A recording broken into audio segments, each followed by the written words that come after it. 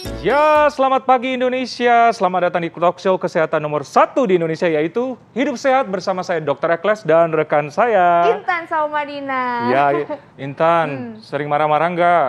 Ih dokter, aku kadang-kadang ya kalau misalnya kesel tuh nggak bisa nahan emosi, maunya marah aja. Terus aku Waduh. juga sering lihat kan, orang tuh kayaknya seneng banget marah-marah di depan umum. Depan umum. Ya kan, Dok? Nah, tapal abis marah-marah kadang-kadang kepala pusing ya? Iya bener banget, Intan suka pusing nggak? suka pusing dok.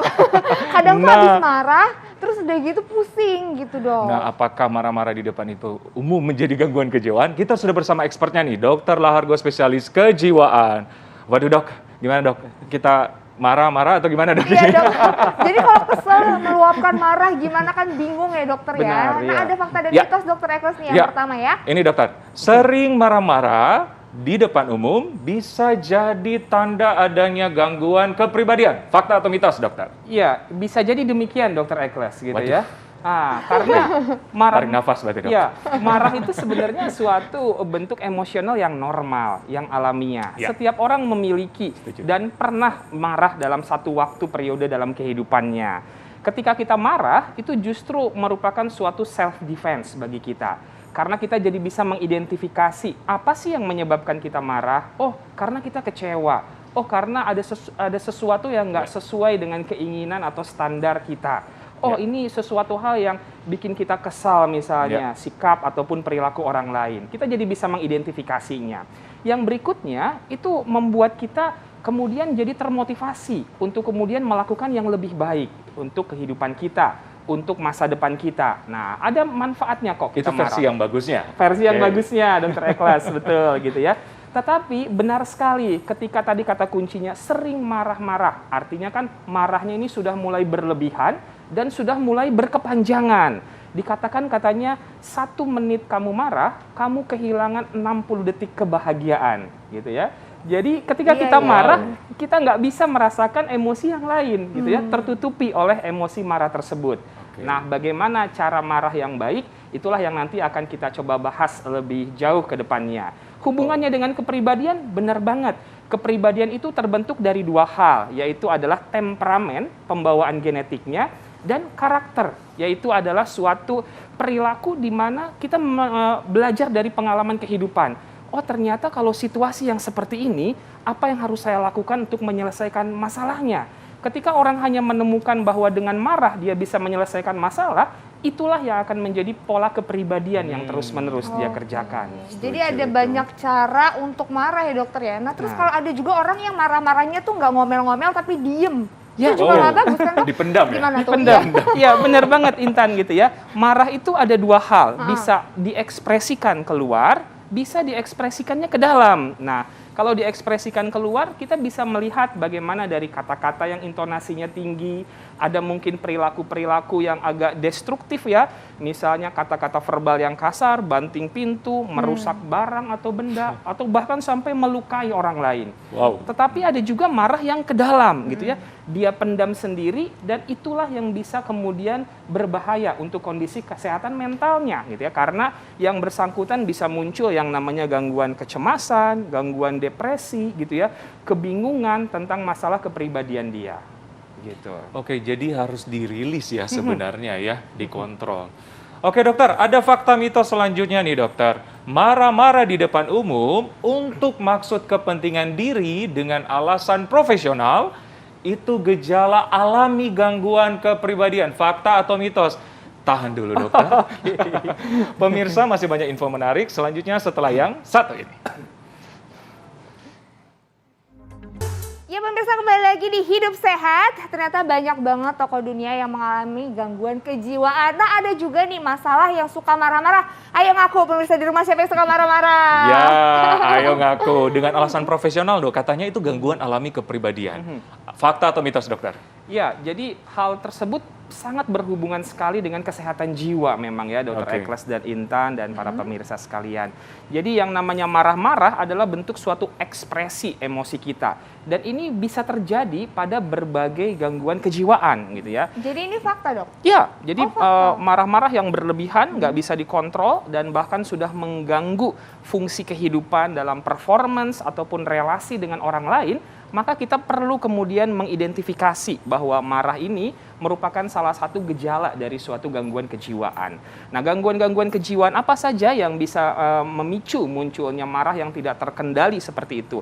Yang pertama ada yang namanya gangguan mental organik, gitu ya. Jadi memang di dalam otaknya itu ada gangguan secara biologis pada organnya. Contohnya ada tumor di otak atau ada SOL, space occupying lesion, ada penyakit stroke, hipertensi yang menahun, itu secara biologis itu di organnya memang akan mengganggu, terutama fungsi di bagian amigdala, yaitu pusat emosinya. Yang kedua, gangguan mental perilaku akibat penggunaan zat psikoaktif. Jadi obat-obatan, narkoba, itu semua akan membuat orang itu menjadi lebih mudah emosional. Ada lagi gangguan skizofrenia, itu gangguan dalam penilaian realitas. Jadi dia selalu ada merasa halusinasi, ada delusi, yang kemudian bisa memicu munculnya marah atau emosional yang berlebihan. Baru yang tadi dibahas itu adalah mengenai gangguan bipolar. Nah, gangguan bipolar ini adalah gangguan mood yang ditandai dengan mood yang swing, kadang senang yang berlebihan, kadang sedih yang berlebihan. Nah, perpindahan mood yang seperti itu membuat orang ini jadi irritable, mudah tersinggung, gampang marah, ambang rangsangnya pun menjadi menurun. Dan yang terakhir adalah gangguan kepribadian. Nah, gangguan kepribadian ini yang sering memicu marah, contohnya adalah gangguan kepribadian obsesif kompulsif. Nah, dia ini punya standar yang tinggi tentang perfeksionis, gitu ya. Jadi dia apa-apa harus sesuai dengan aturan, harus perfect sesuai dengan yang dia pikirkan. Dan ketika terjadi hal-hal yang nggak sesuai dengan standar yang dia pikirkan tersebut, itulah yang bisa memicu munculnya emosi dan amarah yang berlebihan. Gangguan kepribadian yang lain bisa juga gangguan kepribadian borderline personality disorder. Ini adalah gangguan kepribadian di mana citra diri dan regulasi emosi dari orang tersebut itu tidak bisa terkendali dengan baik. Dan ini juga memicu biasanya orangnya menjadi mudah untuk marah dan emosional yang tidak terkontrol pada akhirnya. Oke. Tapi dok, mungkin nggak sih kalau misalnya nih ada orang yang merasa dirinya kurang, punya kekurangan diri, terus akhirnya menutupi itu dengan marah-marah. Nah, ini dengan fakta dan mitos berikutnya nih dokter, karena katanya sering marah-marah di depan umum, ini bisa jadi untuk menutupi kekurangan diri. Ini fakta atau mitos dokter? Ya, memungkinkan seperti itu ya Intan ya. Jadi orang tuh seringkali marah itu hanya untuk menutupi ada muatan emosi-emosi negatif yang lain. Dia merasa rendah diri, dia merasa sedih, dia merasa kecewa gitu ya. Dia merasa terabaikan, merasa tidak dipedulikan. Itu yang bisa memunculkan. Jadi katanya marah itu kayak fenomena gunung es. Jadi marah itu yang kelihatan di atasnya. Padahal di bawahnya itu ada muatan-muatan emosional psikologis yang sangat banyak yang menjadi penyebab yang men-trigger munculnya marah tersebut. Itu mungkin berhubungan dengan tadi ya, yang dengan alasan profesional disebut ya gangguan alami. Gitu. Ya, untuk menutupi juga kekurangan tadi mungkin. Case by case kita bisa lihat hal tersebut tentunya gitu ya. Bahwa kalau memang secara profesional dia marah itu untuk menutupi hal tersebut, bisa saja kita lihat. Tapi kita harus lihat kasusnya dengan lebih lengkap dan seksama. Oke, baik dokter. Gimana nih? Kemarin kan ada Hari Kesehatan Dunia ya, Kesehatan World Jiwa Mental Sedunia. Day gitu. Tanggal 10 ya, Intan Iya, ya? tanggal 10. 10. Gimana dok? Ada pesan-pesan mungkin supaya kita menjaga kesehatan mental, apalagi di masa pandemi ya dengan segala problematika yang ada, dokter. Iya, jadi tanggal 10 bulan 10 kemarin diperingati memang sebagai Hari Kesehatan Jiwa Sedunia. Jadi di tahun ini temanya adalah kesetaraan di dalam dunia mengenai kesehatan jiwa. Jadi kesehatan jiwa bagi semua. Jadi setiap orang itu punya hak untuk mendapatkan kesehatan jiwa yang baik gitu.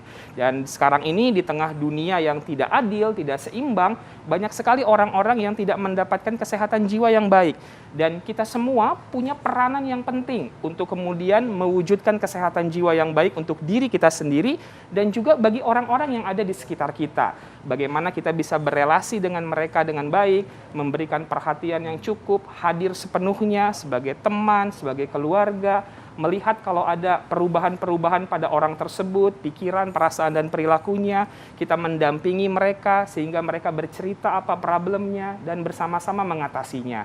Sehingga kesehatan jiwa tetap bisa terjaga, karena kesehatan jiwa sama pentingnya dengan kesehatan fisik kita. Sangat setuju.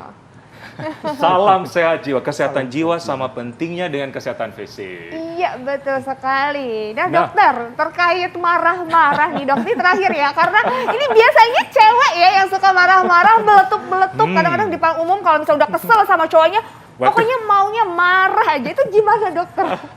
Supaya bisa mengkontrol nggak meletup-meletup marahnya.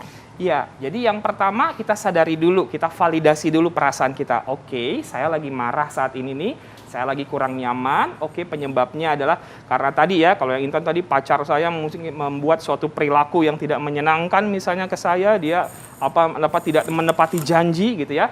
Nah, setelah kita validasi perasaan kita, kemudian kita regulasi emosi kita tersebut.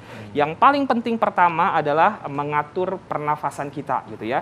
Jadi kalau lagi marah tuh biasanya emosi kita membuat nafas kita makin cepat dan itu bikin kortisol di otak meningkat sehingga kita jadi makin stres.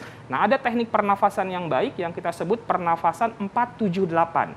Jadi tarik nafas 4 hitungan, tahan 7 hitungan, buang dari mulut 8 hitungan sampai habis. Nah, dengan melakukan pernafasan seperti itu akan membuat oksigen masuk ke dalam paru-paru dengan baik dan kita pun menjadi lebih rileks, lebih santai dan tenang dan ada suatu periode kita bisa cooling down akhirnya dan akhirnya kita bisa berpikir lebih jernih lagi melihat masalah apa yang memicu dari kemarahan kita tersebut. Oke, menarik. Salah 478. Ya, benar ya? Benar. 478. Benar. Oke, baik Dokter Argo, terima kasih banyak informasinya sangat luar biasa. Nah, Intan, kita akan membahas soal ginjal nih sesaat lagi. Tetap bersama kami di Hidup Sehat.